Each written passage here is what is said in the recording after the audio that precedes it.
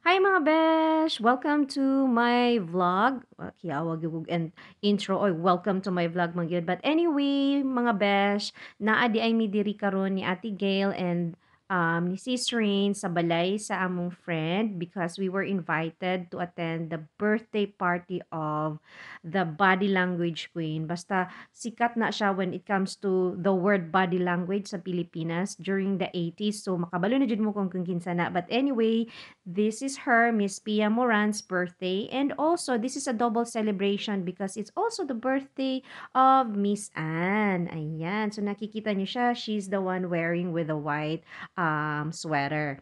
Ayan. So, eto na nga at nagsisimula na ang party and ipaparinig ko sa inyo ang boses ni Miss Maribeth Pascua na super ganda ng boses. Ng himig ko'y maging himig mo na rin. O, di ba ang ganda ng boses because she is the voice of Asia, Miss Maribeth Pascua. And also, another diva is Miss Willie Tess. Ayan. So, birit talaga tong dalawang ito.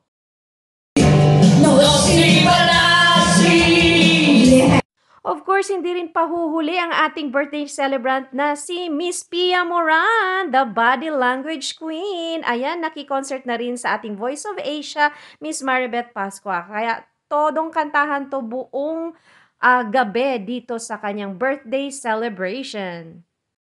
After ng kantahan eto at sumayaw naman ang ating birthday celebrant na si Miss Pia. Oh my gosh, siya talaga ang body language queen kasi sobrang galing niyang sumayaw. And hindi rin nagpahuli si Ate Gail at si Joanna Kijaming na rin. And of course, nag enjoy din ako with Doc Sara. Ayan.